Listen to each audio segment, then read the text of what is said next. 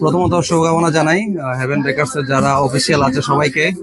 এখানকার আসলে উপস্থিতি বলে দিয়ে আসলে মানুষের প্রতি আমার যে একটা ভালোবাসা, এটা আসলে না আসলে বুঝতাম না।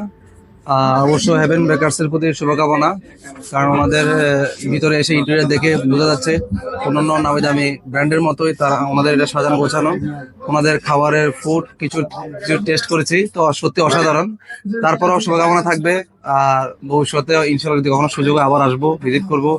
অবশ্য এখানে যত সব মিষ্টি জাতীয় আইটেম, যদিও আমাদের স্পোর্টসম্যানদের জন্য খুব বেশি সুইটেবল না, তারপরেও এখানকার সব খাবারই লোভনীয়। ইনশাল্লাহ যেহেতু পাশে সংলগ্ন স্কুল আছে, তো ইনশাল্লাহ ওনাদের প্রতি অনুরোধ থাকবে একবার হলো যেখানে এখানে হেভেন বেকার্স এর খাওয়াটা এসে টেস্ট করে যায়, ইনশাল্লাহ ভালো হবে। উদ্বোধনের বাইরে একটা প্রশ্ন, সাইফুদ্দিন, আপনার জন্য আমরা আপনাকে জাতীয় দলে দেখার জন্য ফেনীবাসী উদ্গ্রীব হয়ে আছি।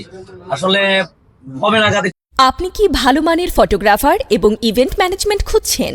দাগন ভূঁইয়াতে আমরাই প্রথম ভালো মানের ইভেন্ট ম্যানেজমেন্ট ও ফটোগ্রাফার নিয়ে কাজ করছি।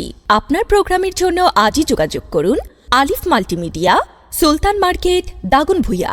কি সম্ভব হবে? আর খেলাধুলার প্রস্তুতি একটু জানতে চাচ্ছি। প্রথমত আমি আমার সাধ্যমতো চেষ্টা করতেছি। কিছুদিন আগে আমি ন্যাশনাল ক্যাম্পে থেকে ন্যাশনাল টিমের সাথে অনুসরণ করে আসছি, যেহেতু ফিল সিমন্সের অধীনে আমার খেলা হয়নি।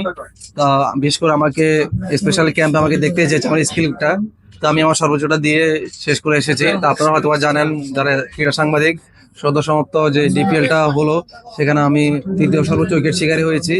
তারপরেও আসলে সুযোগ অপেক্ষায় আছি। আমি আমার সর্বোচ্চ দিয়ে চেষ্টা করছি যত ঘরোয়া লিগগুলো আছে এগুলোতে পারফর্ম করার, নির্বাচকের চোখে আসার, সে তারাটা অব্যাহত রাখবো।